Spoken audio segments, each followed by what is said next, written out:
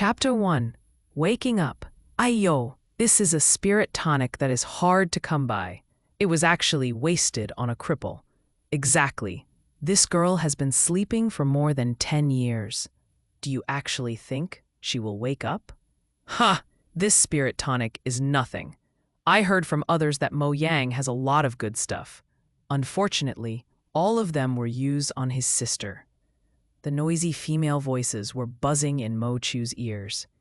It was like hundreds of ducks cawing tirelessly, causing her a headache.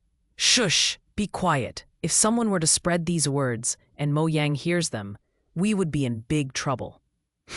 What's there to be afraid of? We are speaking the truth.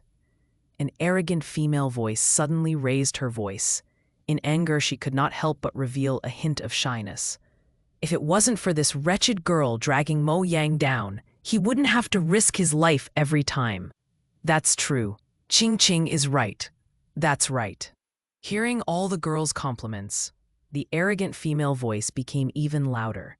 She said, "If you ask me, this kind of trash is better off dead. Being alive is simply a burden. When will she stop dragging Mo Yang down like this?" "What did you say?" Suddenly, a deep and angry male voice interrupted. "I said, that girl," the woman continued. However, when she turned and looked at the source of the voice, her face turned pale. The rest of her words seemed to be stuck in her throat, and she could not spit them out no matter how hard she tried. All the women in the room had a sudden change in expression. Some of them even started to tremble slightly. The man standing at the door had handsome facial features. He was tall and strong, and his handsome temperament was very attractive. At that moment, his body was stained with a large amount of bright red blood. They could all smell the thick scent of blood. The man's face was cold, while his slightly bloodshot eyes stared fiercely at them. His killing intent almost gushed out. The woman forced a smile and asked in a trembling voice, Mo Yang, when did you come back?" Mo Yang ignored her. They could not help but feel shocked by the anger that was spewing out from his body. "What did you say about my sister just now?" "Ah." There was a moment of silence in the room. Everyone was suppressed by Mo Yang's anger, did not dare to open their mouths. After a long time, the arrogant girl finally opened her mouth to defend herself.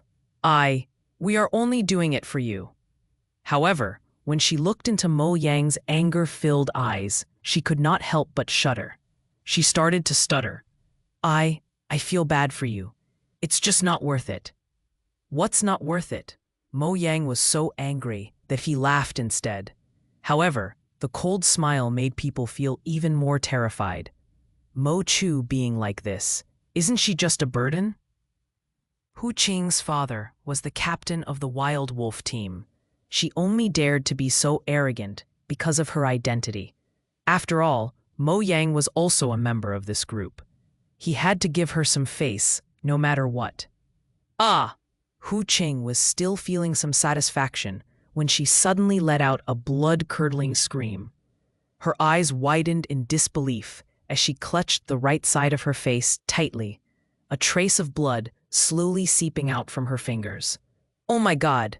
When the few women beside her saw this scene, they could not help but exclaim in shock. The number of women in the Federation was much smaller than the number of men. Usually, most of them were sought after and protected. They did not expect Mo Yang to actually be so ruthless. The women all took a few steps back, afraid that they would be targeted by Mo Yang. "Burden?" Mo Yang raised his eyebrows, and a terrifying aura erupted from his entire body. "Little Chu is my only treasure." "Who allowed you to use that word to describe her?"